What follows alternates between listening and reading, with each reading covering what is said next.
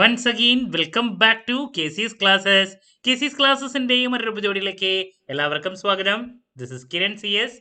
Calicut university M.Com 4th semester എക്സാംസിൽ നാളെ നടക്കാൻ പോകുന്നത് ഏറ്റവും ഇമ്പോർട്ടൻ്റ് ആയിട്ടുള്ള പ്രോബ്ലം പേപ്പറാണ്. ഫിനാൻസ് സ്പെഷ്യലൈസ് ചെയ്തുള്ള കുട്ടികളുടെ advanced strategic financial management.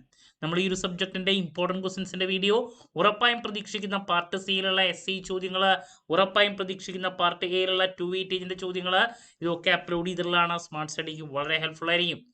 So next നമുക്ക് പാർട്ട് ബിയിൽ ഉറപ്പായും പ്രതീക്ഷിക്കുന്ന 3 വെയിറ്റേജിൻ്റെ ചോദ്യങ്ങളാണ് ഡിസ്കസ് ചെയ്യാനുള്ളത്. ഞാൻ വീണ്ടും പറയുന്നു, നമ്മളിതൊക്കെ നേരത്തെ ചെയ്യാറുള്ളതാണ് വീഡിയോസൊക്കെ. പക്ഷേ ഞാൻ പറഞ്ഞു കുറച്ച് ഇഷ്യൂസ്, എൻ്റെ ഫോൺ ഹാക്കായി അങ്ങനെ കുറച്ച് പ്രോബ്ലംസ് വന്നുകൊണ്ടാണ് ഇത്ര ലേറ്റായിട്ട് നമ്മളിതൊക്കെ ചെയ്യുന്നത്, ലേറ്റ് ആയാലും ചെയ്യുന്നത്. ഓക്കെ, വീഡിയോയിലോട്ട് പോണേക്കാൾ മുമ്പ് പറയാനുള്ളത്, നമ്മുടെ സ്ഥാപനം കാലിക്കറ്റ് യൂണിവേഴ്സിറ്റി M.Com എല്ലാ സെമസ്റ്ററിലെയും ക്ലാസ്സസ് പ്രൊവൈഡ് ചെയ്യുന്നുണ്ട്.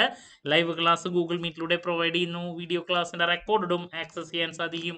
അതുകൊണ്ട് തന്നെ എപ്പോൾ വേണമെങ്കിലും പഠിച്ച് ഡൗട്ട് ഉള്ളത് ചോദിക്കാനുള്ള അവസരമുണ്ടെന്നുള്ളതാണ്. ഇതുവരെയുള്ള റിസൾട്ട്സ് ഒക്കെ നമ്മുടെ സൂപ്പർ റിസൾട്ട്സ് ആണ് കേട്ടോ. സോ നമ്മുടെ ക്ലാസ്സിൽ ജോയിൻ ചെയ്ത് പഠിച്ച് നല്ല മാർക്ക് മേടിക്കാൻ താല്പര്യമുള്ള കുട്ടികൾക്ക് ഡിസ്ക്രിപ്ഷൻ ബോക്സിലുള്ള എൻ്റെ വാട്സപ്പ് നമ്പറിൽ കോൺടാക്ട് ചെയ്യാം, ക്ലാസ്സസ് ആക്സസ് ചെയ്യാം. ഓക്കെ, സോ നമുക്ക് എന്തെങ്കിലും വീഡിയോയിലോട്ട് പോകാം. അപ്പോൾ 7 ചോദ്യങ്ങളാണ് നമുക്ക് വരുന്നത്. ഈ ഒരു പേപ്പറിൽ 3 പ്രോബ്ലംസും 4 തിയറി ചോദ്യങ്ങളാണ് നമ്മൾ പ്രതീക്ഷിക്കുന്നത്. അങ്ങനെയാണ് കണ്ടുവരാറ്. സോ നമ്മൾ പ്രതീക്ഷിക്കുന്ന പ്രോബ്ലംസിൽ ആദ്യത്തെ എക്സ്പെക്ട് ചെയ്യുന്നൊരു പ്രോബ്ലം എന്ന് പറയുന്നത് മെർജറിനെ റിലേറ്റ് ചെയ്തിട്ടുള്ളതാണ്. മെർജറിൻ്റെ ഒരു പ്രോബ്ലം, അതിപ്പോൾ മിക്കതും ചോദിക്കാറ് ആഫ്റ്റർ മെർജർ EPS കണ്ടുപിടിക്കുക, വാല്യൂ ആഫ്റ്റർ മെർജറുള്ള കാൽക്കുലേഷൻസ് ആണ്. ഐദർ ചിലപ്പോൾ EPS ആയിരിക്കാം, അങ്ങനെയുള്ളൊരു കാൽക്കുലേഷൻ എന്ന് വെച്ചിട്ടുണ്ടെങ്കിൽ മെർജറിനെ റിലേറ്റ് ചെയ്തിട്ടുള്ള ആ ഒരു ചാപ്റ്ററിലത്തെ ഒരു പ്രോബ്ലം ആണ്. എല്ലാ പ്രാവശ്യവും റിപ്പീറ്റ് ആയിട്ട് കണ്ടുവരാറ്. നിർബന്ധമായും അത് ഫോക്കസ് ചെയ്യുക ആ ഒരു ചാപ്റ്ററിലത്തെ. ഇനി നെക്സ്റ്റ് മിക്ക പേപ്പറിലും റിപ്പീറ്റ് ആയിട്ട് കണ്ടുവരാറ് ലിവറേജിൻ്റെ പ്രോബ്ലം ആണ്. വളരെ കംഫർട്ടബിൾ ആയിട്ട് സ്കോർ ചെയ്യാൻ സാധിക്കുന്നതാണ്. അത് ഓപ്പറേറ്റിംഗ് ലിവറേജ്, കമ്പൈൻ ലിവറേജ് എല്ലാതും കാൽക്കുലേറ്റ് ചെയ്യാൻ പറയും. അതിപ്പോൾ ചില സമയത്ത് degree of operating leverage DOL, degree of, അതുപോലെ തന്നെ ഡിഗ്രി ഓഫ് കമ്പൈൻ ലിവറേജ്, ഇത് കാൽക്കുലേറ്റ് ചെയ്യാൻ പറയും പ്രോബ്ലം. ഓക്കെ, അതിൻ്റെ തിയറിയും പഠിച്ചിരിക്കണം കേട്ടോ. നെക്സ്റ്റ് ഡിവിഡൻഡ് ഡിസിഷൻ ആണ്, ഡിവിഡൻഡ് പോളിസി, ഡിവിഡൻഡിൻ്റെ പ്രോബ്ലം വാട്ടേഴ്സ് മോഡലോ ഏതെങ്കിലും ഒരു മോഡൽ ഉണ്ടല്ലോ, അതില്ലേ ഏതെങ്കിലും ഒരെണ്ണമാണ് കണ്ടുവരാറ്. ഡിവിഡൻഡിനെ റിലേറ്റ് ചെയ്തിട്ടുള്ള വാട്ടേഴ്സിൻ്റെ ബോർഡർ ഉണ്ട്, ഏതെങ്കിലും ഒരെണ്ണം പ്രോബ്ലം നിർബന്ധമായും പഠിച്ചിരിക്കണം. ഓക്കെ, ഏതെങ്കിലും വേണമെങ്കിൽ ചോദിക്കാം. ഡിവിഡൻഡ് പെർ ഷെയർ കണ്ടുപിടിക്കാൻ വേണ്ടിയിട്ടുള്ള ചോദ്യം. അപ്പോൾ ഏറ്റവും കൂടുതൽ റിപ്പീറ്റായിട്ട് കണ്ടുവരുന്ന പ്രോബ്ലംസ് ഈ 3 ടോപ്പിക്സിൽ നിന്നാണ്. ഓക്കെ, ഇനി തിയറി ചോദ്യങ്ങളാണ് കണ്ടുവരാറ്.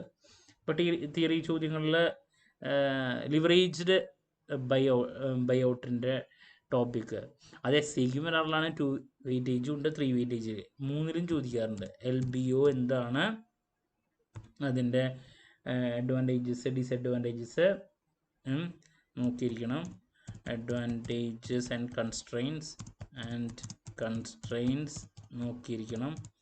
അതുപോലെ തന്നെ മറ്റൊരു ചോദ്യം LBO, ഇതിനായിട്ട് മുമ്പ് ചോദിച്ചിട്ടുള്ളതാണ്. LBO can be successful if the critical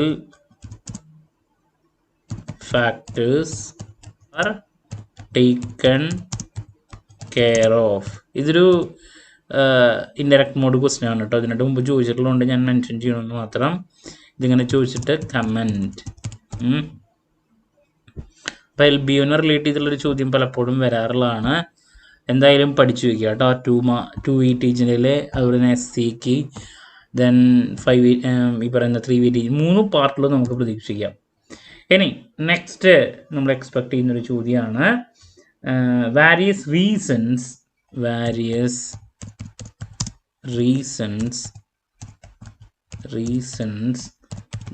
are usually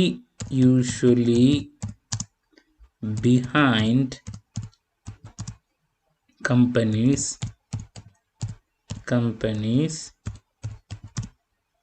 motive to merger എന്ന് പറഞ്ഞാൽ ചോദിക്കാം. Various reasons that are usually behind companies motive to merge. മറ്റൊരു തിയറി ചോദ്യമാണത്. ഇനി അതുപോലെ തന്നെ മറ്റൊരു ക്വസ്റ്റ്യൻ ആണ് കോർപ്പറേറ്റ് വാല്യുവേഷൻ എന്താണ്? കോർപ്പറേറ്റ് വാല്യുവേഷൻ എന്താണ്? അതിൻ്റെ ഒബ്ജക്റ്റീവ്സ് എന്താണ്? ഇതിനായിട്ട് മുമ്പ് ചോദിച്ചിട്ടുള്ള ഒരു ചോദ്യമാണ് കേട്ടോ, നോക്കി വയ്ക്കുക. ഇനി ലീസിങ്ങിനെ റിലേറ്റ് ചെയ്തിട്ടുള്ള തിയറി പലപ്പോഴും ചോദിക്കാറുള്ളതാണ്. Difference between operating lease, financial lease. അപ്പോൾ ഞാനത് മെൻഷൻ ചെയ്യണു. ഓപ്പറേറ്റിംഗ് ലീസ് അതുപോലെ തന്നെ ഫിനാൻഷ്യൽ ലീസ്, ഇതിൻ്റെ ഡിഫറൻസ് ചോദിക്കാം. ഫിനാൻഷ്യൽ ലീസ് ഡിഫറൻസ് ചോദിക്കാറുണ്ട്. ഓക്കെ, അതിൻ്റെ ഫീച്ചേഴ്സ് ചോദിക്കാറുണ്ട് പലപ്പോഴും. അപ്പോൾ അതാണ് മറ്റൊരു ക്വസ്റ്റ്യൻ. അതിൻ്റെ ഡിഫറൻസും കാര്യങ്ങളൊക്കെ നോക്കി വയ്ക്കുക കേട്ടോ. ഞാൻ ജസ്റ്റ് അത് മെൻഷൻ ചെയ്ത് വയ്ക്കുന്നുള്ളൂ. നമ്മൾ കണ്ടുവന്നിട്ടുള്ളൊരു ചോദ്യമാണ് ലിവറേജ്ഡ് ലീസിൻ്റെ ഫീച്ചേഴ്സ് നോക്കിയോളൂ. ലിവറേജ്ഡ് ലീസിൻ്റെ ഫീച്ചേഴ്സ് ഇതിനായിട്ട് മുമ്പത്തെ പേപ്പറിൽ വന്നിട്ടുള്ളതാണ്. പിന്നെ മറ്റൊരു സജഷനിലോട്ട് പോവുകയാണെങ്കിൽ what are tactics, the defensive tactics available to the target company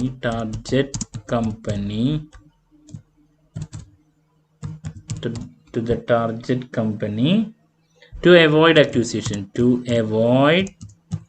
acquisition നോക്കിയിരിക്കണം. ഇതിനായിട്ട് മുമ്പത്തെ പേപ്പറിൽ വന്നിട്ടുള്ളൊരു ചോദ്യമാണ് കേട്ടോ ഈ ഒരു ക്വസ്റ്റ്യൻ. ഓക്കെ, അതാണ് നമ്മൾ പ്രതീക്ഷിക്കുന്ന മറ്റൊരു ചോദ്യം. ഇനി മറ്റൊരു ക്വസ്റ്റ്യൻ ആണ് കോർപ്പറേറ്റ് റീസ്ട്രക്ചറിങ്ങിനെ റിലേറ്റ് ചെയ്തിട്ട് what are the purposes and constraints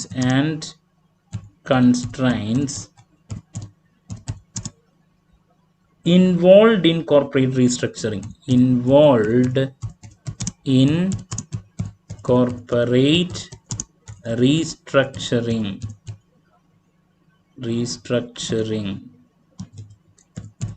okay, ശരിക്കും പറഞ്ഞാൽ പാർട്ട് ബി ചില സമയത്ത് കുട്ടികൾക്കൊരു ഡിഫിക്കൽട്ടി ഏരിയ ആയിട്ട് വരാറുണ്ട്. പിന്നെ മറ്റൊരു ചോദ്യം EVA എന്താണ്, അതിൻ്റെ ഫീച്ചേഴ്സ്, ചിലപ്പോൾ അത് 2 വെയിറ്റേജിൻ്റെയിലും വരാറുള്ളതാണ്, നോക്കി വയ്ക്കണം.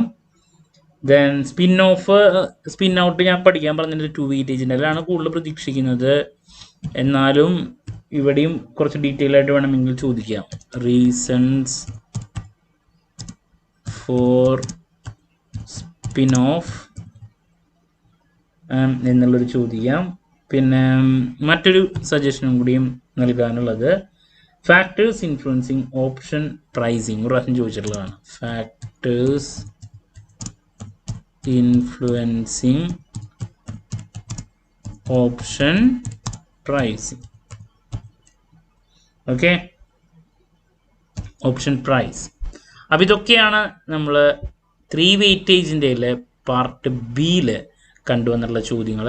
3 പ്രോബ്ലംസും 4 തിയറിയാണ് വരിക യൂഷ്വലി. സോ ഇതിലാദ്യം മെർജറിനെ റിലേറ്റ് ചെയ്തുള്ളൊരു പ്രോബ്ലം, ആഫ്റ്റർ മെർജർ ഇതിൻ്റെ വാല്യൂ അല്ലെങ്കിൽ EPS കണ്ടുപിടിക്കാൻ വേണ്ടിയുള്ളൊരു ചോദ്യം, പിന്നെ ലിവറേജിൻ്റെ ഒരു പ്രോബ്ലം മിക്ക പേപ്പറിലും വരാറുള്ളതാണ്. പിന്നെ ഡിവിഡൻ്റ് ആണ്, ഏതെങ്കിലും ഒരു മോഡൽ പ്രോബ്ലം വരാറുണ്ട്. ഇതാണ് 3 വരാറ്. ഇനി തിയറി ചോദ്യങ്ങളുടെ ഡീറ്റെയിൽസിലോട്ട് മുമ്പ് LBO വളരെ ഇമ്പോർട്ടൻ്റ് ആണ്, അതിൻ്റെ അഡ്വാൻറ്റേജ്, കൺസ്ട്രെയിൻസ്. പിന്നെ ഒരു ഇൻഡയറക്റ്റ് മോഡലുള്ള ചോദ്യമാണ് ക്രിട്ടിക്കൽ ഫാക്ടേഴ്സ് കൺസിഡർ ചെയ്യേണ്ടത്, കമൻറ്റ് ചെയ്യാൻ വേണ്ടിയിട്ട്.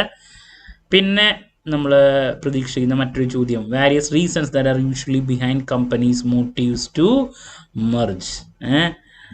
സോ ഈ ഒരു ചോദ്യം. ദെൻ കോർപ്പറേറ്റ് വാല്യുവേഷൻ എന്താണ്, അതിൻ്റെ ഒബ്ജക്റ്റീവ്സ്. പിന്നെ ഓപ്പറേറ്റിംഗ് ലീസ്, ഫിനാൻഷ്യൽ ലീസ്, അതിൻ്റെ കൺസെപ്റ്റ് ഡിഫറൻസ് ചോദിക്കാം. ലിവറേജ് ലീസ് എന്താണ്, ഇതിനേക്കാൾ മുമ്പ് ചോദിച്ചിട്ടുള്ളൊരു ചോദ്യമാണ്, അതിൻ്റെ ഫീച്ചേഴ്സ്. പിന്നെ defensive tactics available to target company to avoid acquisition avoid ചെയ്യാൻ വേണ്ടിയിട്ടുള്ള കാര്യങ്ങൾ. പിന്നെ കോർപ്പറേറ്റ് റീസ്ട്രക്ചറിങ് എന്താണ്, അതിൻ്റെ purpose and constraints involve in corporate restructuring. Then EVA അതിൻ്റെ ഫീച്ചേഴ്സ്. പിന്നെ റീസൺസ് ഫോർ സ്പിൻ ഓഫ്, അതുപോലെ തന്നെ ഫാക്ടേഴ്സ് ഇൻവോൾവിങ് ഓപ്ഷൻ പ്രൈസ്. അപ്പോൾ ഇതൊക്കെയാണ് നമ്മൾ പ്രതീക്ഷിക്കുന്ന ചോദ്യങ്ങൾ. അപ്പോൾ ആദ്യം എക്സ്പെക്ട് ചെയ്യുന്ന കുറച്ച് ക്വസ്റ്റ്യൻസ് ഇതാണ് വരുന്നത്. ആൻഡ് ഫൈനലി ഇത് പ്രോബ്ലംസ് കൂടുതൽ ഫോക്കസ് ചെയ്താൽ നിങ്ങൾക്ക് സ്കോർ ചെയ്യാൻ പറ്റും. കാരണം 3 പ്രോബ്ലം എന്തെങ്കിലും വരും. ഒരു തിയറിയും കൂടി എഴുതി അങ്ങനെ പ്രസൻറ്റ് ചെയ്യുകയാണെങ്കിൽ അതാണ് ഏറ്റവും ബെസ്റ്റ്. ഓക്കെ, ക്ലാരിറ്റി കിട്ടിയെന്ന് പ്രതീക്ഷിക്കുന്നു. സോ എല്ലാവരും നല്ല രീതിയിൽ എക്സാം എഴുതുക. നാളെ എക്സാമിന് ശേഷം എക്സാം റിവ്യൂ ആയിട്ട് വീണ്ടും കാണാം എന്നുള്ള പ്രതീക്ഷയോടെ നിർത്തുന്നു. ഇനി ഇത്രത്തോളം ലേറ്റായിട്ട് ഇത് ചെയ്തിട്ട് എന്താണ് നേരത്തെ ചെയ്യേണ്ടത് എന്നുള്ളൊരു ചോദ്യം എല്ലാവരും ചോദിക്കുന്നുണ്ടാവും. നമുക്കൊരു നിവൃത്തിയില്ലാണ്ടായിപ്പോയി, അതുകൊണ്ടാണ് കേട്ടോ. സോ എല്ലാവരും നല്ല രീതിയിൽ എഴുതുക. നാളെ വീണ്ടും കാണാം എന്നുള്ള പ്രതീക്ഷയോടെ നിർത്തുന്നു. This is Kiran CS signing off. Have a nice day. Thank U.